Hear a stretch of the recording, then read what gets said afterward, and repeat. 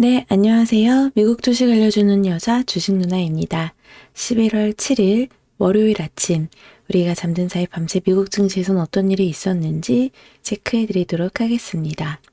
네, 지난주 금요일이죠. 뉴욕 증시 상승 마감되었습니다. 고용지표 호조에 따른 페드 공격적 긴축 우려는 지속이 됐지만 미국 국채 금리가 하락한 데다 최근 지수 하락에 따른 반발 매수세가 유입되면서 3대 지수 모두 상승 마감되었습니다. 다우지수 플러스 1.26% 상승을 했고 S&P 500 지수 플러스 1.36%, 그리고 나스닥 지수도 플러스 1.28% 상승 마감되면서 3대 지수 모두 1% 넘게 반등했습니다. 거기에 중국의 제로 코로나 정책 완화 기대감이 부각된 점도 증시에 긍정적으로 작용이 되었었죠. 개장 전 발표되었던 미국의 고용지표가 호조를 보였었어요. 미 노동부에 따르면 10월 비농업 신규 고용이 26만 1000개를 기록해 시장 예상치를 크게 웃돌았습니다.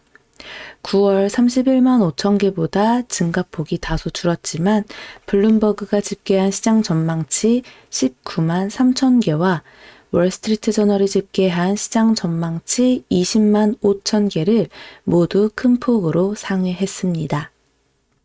실업률은 3.7%로 전월 대비 0.2%포인트 상승하면서 시장 전망치를 다소 웃돌았지만 역사적으로 낮은 수준을 이어갔고 시간당 평균 임금은 전년 동월 대비 4.7% 상승해 5% 아래로는 내려왔지만 아직은 높은 수준을 기록하고 있습니다. 이에 페드의 공격적 긴축 우려가 더 커지는 모습이었죠. 다만 고용지표 조수 경기 침체 우려는 다소 완화되는 모습이었습니다. 미국 이 고용지표 호조에도 불구하고 이 통화정책에 민감한 2년물 국채 금리는 하락세를 나타냈습니다. 미 2년물 국채 금리는 장중 4.644%까지 하락하기도 하는 등 15년 만에 가장 높은 수준을 경신한 후에 반락했습니다. 실업률이 다소 올라간 것이 노동시장 과열이 식기 시작한 신호로 해석된 것으로 분석되고 있죠. 임금 상승률 역시 전월 5%보다 낮아지면서 노동시장의 수급 불균형에 따른 임금 인플레이션 완화 기대감이 부각되는 모습입니다. 하지만 10년물과 30년물 국채금리는 상승세가 지속되고 있는 모습이었습니다. 페드 위원들은 금리 인상 속도가 둔화될 수 있다면서도 최종 금리는 더 높을 수 있다고 언급했습니다. 토마스 바킨 리치먼드 연방준비은행 총재는 연준이 더 긴축적인 정책이 얼마나 필요한지를 살피는 새로운 단계로 이동하고 있다며 금리 인상 속도를 둔화시킬 경우 더 오래 금리가 오르고 잠재적으로 더 높은 금리가 나올 가능성이 있다면서 기준금리가 5%를 웃돌 수 있다고 밝혔습니다.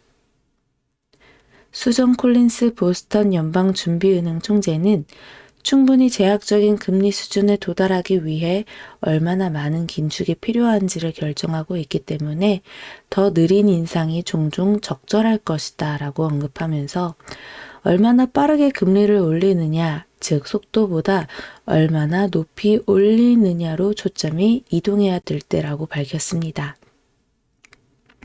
또 닐 카시카리 미니애폴리스 연방준비은행 총재는 내년 3월, 4월에 금리가 4.9% 근방에서 정점을 찍을 것으로 예상했으나 지금은 그보다는 더 높아질 것으로 예상한다라고 언급했습니다.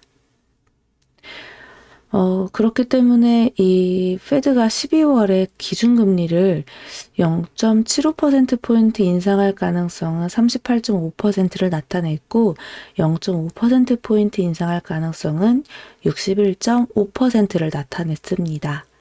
그리고 내년 3월에 기준금리가 5에서 5.25% 인상될 가능성은 45.3%를 기록했고 5.25%에서 5.5%까지도 높아질 가능성 17.5%를 기록했습니다. 그리고 중국이 코로나19 규제를 완화할 것이라는 기대감이 부각된 점이 증시에 좀 긍정적으로 작용이 되었습니다. 언론에 따르면 제로 코로나에 대한 인민의 불만이 높고 당 대회도 끝났기 때문에 경제를 옥죄는 제로 코로나 정책 폐기 시점을 공산당 지도부가 논의하고 있는 것으로 전해졌습니다. 정광 전 중국 질병예방통제센터 수석 과학자는 시티그룹이 주최한 컨퍼런스에서 현재 상황이 변하며 중국의 코로나19 정책도 크게 변화하게 될 것이다 라고 밝혔죠. 중국 현지 언론들은 이번 주말 관련 기자회견이 있을 것이라고 보도했고 주요 외신들 역시 중국이 조만간 입국자 격리 규정을 줄이는 등 완화 조치에 나설 것이다 라고 보도했습니다. 그래서 국제유가가 이 중국이 코로나19 방역 규제를 완화할 것이라는 기대감에 배럴당 90달러를 돌파하면서 이렇게 급등했습니다. 전거래일 대비 4.44달러 상승하면서 92.61달러에 거래 마감되었습니다. 이번 주 뉴욕 증시 좀 10월 소비자 물가지수 CPI죠. 이 CPI 발표와 중간선거 결과의 변동성을 보일 것으로 예상이 됩니다. 8일에 예정된 중간선거에 대한 그 기대감이 내비쳐지고 있는데요. 보통 중간선거 이후에는 선거 결과에 상관없이 몇 달간 주가가 오르는 경향을 보이기 때문인 거죠. 과연 이번 증시의 흐름도 그 흐름을 타고 상승세를 이어갈 수 있을지 기대가 되는 부분이네요. 그래서 지난주 금요일 날 대부분 업종들 크게 상승을 했고 종목별로도 좋은 흐름 나타난 종목들 정말 많았습니다. 예를 들어 또 스타벅스 같은 경우 시장 예상치를 상회하는 순이익과 매출 발표하면서 8%대 급등을 했고 도어대시도 시장 예상치를 상회하는 매출과 분기 최대 건수를 기록하면서 8%대 상승을 했습니다. 그리고 중국 코로나 규제 완화 기대감 속에 알리바바, JD.com, 니오 등 중국 기업들이 정말 큰 폭으로 상승을 해 주었죠. 반대로 또 중고차 거래 업체인 카바나 같은 경우는 실적 부진하면서 마이너스 38.95% 폭락하는 흐름이 나타나기도 했습니다. 네, 이렇듯 지금 실적에 따른 급등과 급락이 나오고 있는 추세인데요. 그리고 이 대형 기술주들은 전체적으로 테슬라를 제외하고서는 나쁘지 않은 흐름 나타났어요. 필라델피아 반도체 지수 역시 4%대 상승하면서 지금 반도체 종목들도 나름 좋은 흐름 다시금 나타내고 있다라는 거 우리가 체크하면 좋겠네요. 네, 월요일장 열리는데요. 이제 선물장 시장 흐름 나쁘지 않을 것으로 보아 우리 국내 시장 그래도 지난주 금요일날 출렁였다가 쭉 끌어올려서 마무리되었다라는 점 매우 긍정적으로 보입니다. 그럼 여기서 좀 한 차례 61선을 돌파해서 좀 이렇게 좋은 흐름, 상승 흐름 일단은 보여줄 수 있겠죠? 그럴 때일수록 우리가 또 종목별로 들고 있던 거 상승세 나오면 흐름 탔을 때 또 어느 정도 또 수익 챙겨가면서 현금 확보를 하든 다른 해지 수단을 마련하든 좀 우리가 계속해서 지금 시장에서는 좀 보수적으로 보면서 끌고 가면 좋겠어요. 주식을 아예 안 갖고 계신 분들은 거의 없을 테니까 말이죠.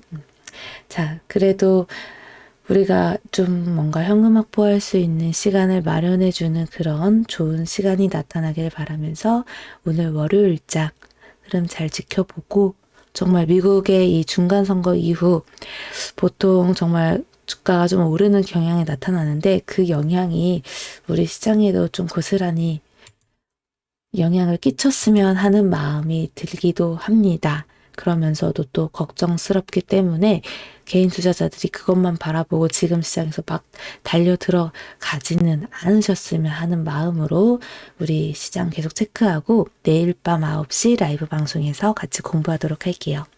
그럼 오늘도 좋은 하루 보내시고 이번 주 한 주도 화이팅 하셨으면 좋겠습니다.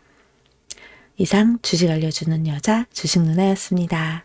또 만나요.